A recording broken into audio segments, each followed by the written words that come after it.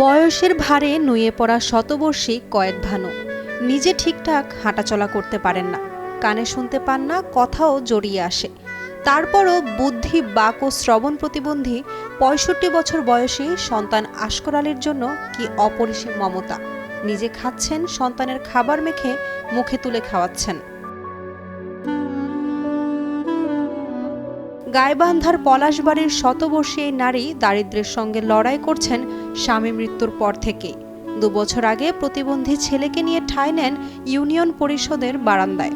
প্রচণ্ড শীতে গায়ে খবরের কাগজ জড়ানো অচেতন প্রায় মা ছেলেকে পরম মমতায় উদ্ধার করেন স্থানীয় তরুণদের একটি সংগঠন। উনি তো মা, এখন ছেলে যত পাগলই হোক বা যত প্রতিবন্ধী হোক বা কথা না বলতে পারুক বা চোখেও না দেখে, ওনার কিন্তু অনেক কটা সমস্যা আর কি। তো মা তো তারপরেও মনে করেন যে মা হয়ে নিজে গোসল করে দিচ্ছে, বাথরুমে নিয়ে যাচ্ছে, খাবার তৈরি করে দিচ্ছে, রান্না করে দিচ্ছে, সবকিছু মাই করে আর কি। আগে অন্য জায়গায় আশ্রয় দিলেও সম্প্রতি পাশের একটি এলাকায় অন্যের জমিতে টিনের ঘর, বাথরুম, টিউবওয়েল বসিয়ে দেন তারা।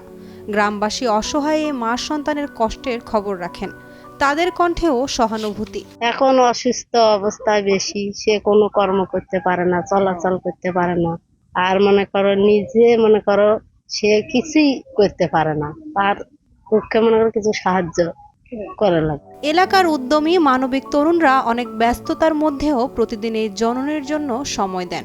গোসল, খাওয়া, চিকিৎসা, এমনকি রাতের ঘুমানোর আগে ঘরের দরজা লাগিয়ে দেওয়ার কাজটিও তারা করেন।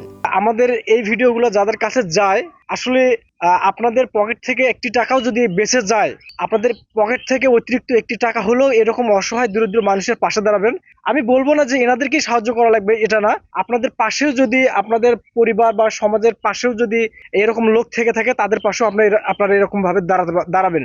তামিম মিডিয়ার কর্ণধার তামিম মিয়া বলেন, শীতের প্রকোপ ক্রমেই তীব্র হচ্ছে, তাই তাদের চ্যালেঞ্জ এই মা ছেলেকে সব ধরনের সহযোগিতা দিয়ে সুরক্ষা দেওয়া। আমরা এই যে বৃদ্ধ মা ছেলে কয়েদ ভানু এবং তার ছেলে আশকর আলী, আসলে তারা দুইজনই বৃদ্ধ মানুষ, কেউ চলাফেরা করতে পারে না। তাদেরকে এই যে কনকনানি শীতের মধ্যে তাদেরকে বাঁচায় রাখা আসলে একটা চ্যালেঞ্জিং বিষয়। তো আমরা আমাদের সাধ্য অনুযায়ী তাদের জন্য যে কম্বল বা যে পোশাকাদি আছে, আমরা আমাদের সাধ্য অনুযায়ী চেষ্টা করব। আর আমরা অলরেডি তাদের রান্নার জন্য একটা লোক রেখেছি। তো এর মতো যে আরো যে অসহায় মানুষগুলো আমাদের আনাচে কানাচে আমাদের গ্রামে আছে, তাদেরও কিন্তু একটা কঠিন সময় পার হচ্ছে, কারণ আমাদের উত্তরবঙ্গে প্রচন্ড শীত আছে। তো তাদেরকে আমরা চাচ্ছিলাম যে কিছু কম্বল বা শীতের যে পোশাকগুলো আছে, এগুলো অনেকের থেকে কালেক্ট করে আমরা ইনশাল্লাহ এমন অসহায় মানুষগুলোর মাঝে বিলিয়ে দেবো। এটাই হচ্ছে আমাদের নেক্সট টার্গেট। মা ছেলের করুণ জীবনযাপন সামাজিক যোগাযোগ মাধ্যমে উঠে আসার পর তাদের দেখতে আসছেন অনেক মানুষ।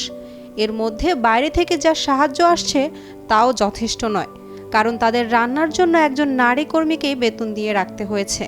তবে এই তরুণরা কয়েদ ভানুকে মা বলে ডাকেন। তাদের দৃঢ় প্রত্যয়, যেভাবেই হোক তারা মাকে ভালো রাখবেন। উর্মি আক্তার, সোমা, কালের কণ্ঠ।